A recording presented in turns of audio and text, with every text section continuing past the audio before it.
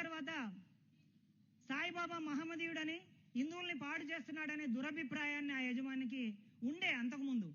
ఆ దురభిప్రాయాన్ని కూడా తొలగించారు. ఇక్కడ నేను కొంచెం సచ్చరిత్ర నుంచి బయటకు వస్తున్నాను, ఎందుకంటే తప్పదు. ఇప్పుడు కరెంట్ ఇష్యూ నేను ఒకటి మాట్లాడబోతున్నాను. నేటి సమాజంలో కూడా శ్రీ సాయిబాబా హిందువు కాదు, ముస్లిం అనేటటువంటి ప్రచారం అక్కడక్కడ మనం చూస్తున్నాం. ఇలాంటి వారిని చూసి సాయి భక్తులు ఎవరు బాధపడాల్సిన అవసరం లేదు. ఈ ప్రచారం కొద్దిగా శృతి మించినట్టుగా ఈ మధ్య నాకు కనిపిస్తుంది. వాట్సాప్లో, సోషల్ మీడియాలో రకరకాలైనటువంటి వీడియోలు, రకరకాలైనటువంటి ఫోటోలు పెడుతున్నారు. దత్తాత్రేయుడిని కానీ, దత్తావతారాలైనటువంటి శ్రీపాద శ్రీవల్లభుడు, శ్రీ నృసింహ సరస్వతి, మాణిక్య ప్రభు, స్వామి సమర్థ, షిరిడి సాయి లాంటి ఇతర దత్తావతారులైనటువంటి సద్గురువులను గుర్తించాలంటే విశేషమైన పుణ్యరాశి పడి ఉండాలి. గుట్టలు గుట్టలుగా పాపరాశి దగ్ధం అవ్వాలి. అప్పుడే మనకు సద్గురు దర్శనం అనేది లభిస్తుంది. అప్పుడే శ్రీ సాయిబాబా లాంటి సద్గురు సమాగమం ప్రాప్తిస్తుంది. శ్రీ సాయిని అలా గుర్తించలేకపోవడం వారి దురదృష్టం. గుర్తించగలగడం సాయి భక్తుల అదృష్టం అని మనం భావించాలి. వారి పూర్వజన్మ పాపాల ఫలితం వల్లనే వారు సాయిని సద్గురువుగా గుర్తిస్తలేరు. మతం పేరు చెప్పి సాయిని పక్కన పెడుతున్నారని మనం భావించాల్సి ఉంటుంది. సాయి ఒక సందర్భంలో చెప్పిన విషయాన్ని ఇక్కడ మనం గమనిద్దాం. ఎవరు అదృష్టవంతులో, ఎవరి పాపాలు క్షీణించినవో వారే నన్ను భజించుటేందు తత్పరులై నన్ను ఎరుగగలరు అన్నారు. కాబట్టి అదృష్టవంతులు మాత్రమే సాయిని భజించగలరు. అదృష్టవంతులైన వారు మాత్రమే సాయి భక్తులు కాగలరు. మనకై మనమే సాయి భక్తులం అవుతామనుకుంటే అంతకంటే అవివేకం ఇంకొకటి ఉండదు. బాబా మనల్ని భక్తులు చేసుకున్నారు, ఇది మన పూర్వజన్మ పుణ్యఫలమే, కానీ వేరు కాదు అని మనం గ్రహించాల్సి ఉంటుంది. కాబట్టి అదృష్టవంతులు, పాపం క్షీణించిన వారు మాత్రమే బాబాను భజించుటేందు తత్పరులై బాబాను ఎరుగుతారు అని మనం గమనించాలి. నెక్స్ట్, సాయి హిందువా ముస్లిమా అనేటటువంటి విషయం మనకు 7వ అధ్యాయంలో స్పష్టంగా ఏమాడుపంత రాశారు. ఇందులో నేను బాబా ముస్లిం బాబా దేనికి చెందినవారు గారు. ఎవరైతే భగవంతుని ప్రేమించి భగవంతుని ధ్యానంలో నిరంతరం భగవంతునితో, పరమాత్మతో మమేకమవుతారో వారికి జాతి మతాలతో, కులాలతో ఎలాంటి సంబంధం ఉండదు అని సచ్చరిత్రలో స్పష్టంగా పేర్కొన్నారు. అయితే ఇక్కడ ముస్లిం అనే ప్రచారం జరుగుతుంది కాబట్టి బాబా హిందూ ధర్మాన్ని ఏమేం పాటించారు, శరీరంతో ఉన్నప్పుడనే చూస్తే విగ్రహారాధన, ఇది ముస్లిం మతానికి వ్యతిరేకమైనది ఇక్కడ బాబా మనకు చేసి చూపించారు. అగ్నిహోత్రం, దుని ఇప్పటికీ బాబా వెలిగించిన దుని ఇప్పటికీ ద్వారకామాయిలో నిత్యాగ్నిహోత్రం అలాగే రగులుతూ భక్తుల పాపాలను అది దహించి వేస్తుంది.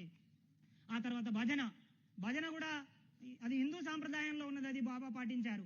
ఆ తర్వాత అన్న సంతర్పణ, అన్నదానం, ఇది కూడా అర్ఘ్యపాద్యాలతో పూజలు, ఆ తర్వాత హోమం చేయడం, ఇవన్నీ కూడా ఏ మత సాంప్రదాయాల్లో సాయిని విమర్శించే వాళ్ళు ఒక్కసారి సచ్చరిత్రను జాగ్రత్తగా చదివితే వారికి అర్థమవుతుందని నేను సభాముఖంగా విన్నవించుకుంటున్నాను. ఆ తర్వాత బాబా అనేక హిందూ పండగలు షిరిడీలో నిర్వహించారు. ఇప్పటికీ అవి నిరంతరాయంగా కొనసాగుతున్నాయి ఆ ఉత్సవాలు. శ్రీరామనవమి ఉత్సవం, విజయదశమి, గోకులాష్టమి, ఇలాంటి ఎన్నో సనాతన ధర్మానికి సంబంధించినటువంటి పర్వదినాలు అప్పుడు జరిగాయి, ఇప్పుడు జరుగుతున్నాయి, ఎప్పటికీ జరుగుతాయి, అందులో ఎలాంటి సందేహం లేదు. అలాగే శంఖం ఊదుట, పల్లకి ఉత్సవం, ప్రతి గురువారం బాబా ఉన్నప్పుడు ద్వారకామాయి నుంచి చావడి వరకు ఉత్సవం జరిగేది. ఇప్పటికీ ఆ పల్లకి ఉత్సవం, బాబా శరీరం విడిచిపెట్టినా కూడా వారు నిత్య సత్తులు, శాశ్వతులు కాబట్టి ఇప్పటికీ వారి పల్లకి ఉత్సవం అలాగే జరుగుతుంది. ఆ తర్వాత సాయి ఎంతో మంది హిందూ భక్తులకి వారి వారి ఇష్ట దైవాల రూపంలో దర్శనమిచ్చారు. శ్రీరాముడిగా, శ్రీకృష్ణుడిగా, విఠలునిగా, దత్తాత్రేయుడిగా, హనుమంతుడిగా అనేక రకాలైనటువంటి రూపాలతో హిందూ దైవాల రూపంలో బాబా సాక్షాత్కరించారు. ఇంకా నాద సాంప్రదాయ పద్ధతిలో షిరిడీలో బాబాకి not only in Shirdi, everywhere in the world, ప్రపంచంలో ఉన్న ప్రతి ప్రదేశంలో సాయిబాబాకి ఈరోజు నాద సాంప్రదాయం ప్రకారం 4 సార్లు ధూప దీప నైవేద్యాలతో మంగళహారతులు ఇవ్వడం జరుగుతుంది.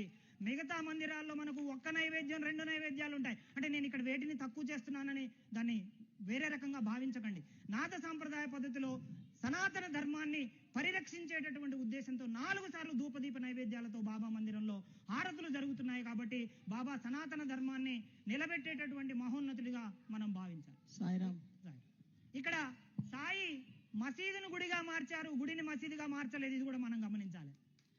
మసీదును గుడిగా మార్చారు.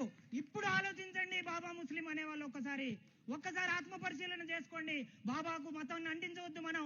బాబా అన్ని రూపాలు, అన్ని మత గ్రంథాల సారం, అన్ని మతాలు, అన్ని దైవాల యొక్క ఏకైక స్వరూపం సాయిబాబా.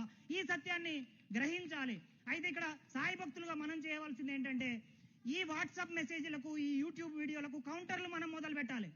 సచ్చరిత్రను లోతుగా పరిశీలించి ప్రతి విమర్శకి మనం సమాధానం ఇస్తే వాళ్ళ నోర్లు మూతపడతాయి, వారు కూడా సాయి తత్వాన్ని గ్రహిస్తారు. ఈ మధ్య ఒక దురదృష్టకరమైన వీడియో చూసా. ఒక మసీదులో ఉన్నటువంటి ఉండి డబ్బులన్నీ తీసుకుపోయే వీడియో పెట్టి, చూసారా షిరిడీలో హిందూ భక్తులు వేసే డబ్బులన్నీ కూడా వక్ఫ్ బోర్డు పోతున్నాయని వీడియో పెట్టారు. ఎంత దౌర్భాగ్యకరమైనటువంటి దుష్ప్రచారం అండి అది. నేను దానికి ఎమ్మటే కౌంటర్ మెసేజ్ పెట్టాను. ఇది ద్వారకామాయ కాదు, ఇది చావడి కాదు, ఇది సమాధి మందిరం కాదు. ఇక్కడ షిరిడి సాయి సంస్థానంలో ఉన్న ఉండీలన్నీ స్టెయిన్లెస్ స్టీల్ ఉంటాయి, ఇవన్నీ గ్రీన్ కలర్ లో ఉన్నాయి. అసలు అది ద్వారకామాయ కాదు, ఆ వీడియోలన్నీ మసీదువి అని నేను సభాముఖంగా మీకు విన్నవిస్తున్నాను. వీటికి మనం కౌంటర్ ఇవ్వాలి. సాయి భక్తులుగా మనం మౌనంగా ఉండకూడదు. సాయి సర్వమతాల సారం అనేటటువంటి తత్వాన్ని సాయి భక్తులుగా మనం ప్రపంచానికి తెలియజేయాలని ఈ ISS BST సభాముఖంగా నేను మీ అందరికీ శిరస్సు వంచి విన్నవించుకుంటున్నాను.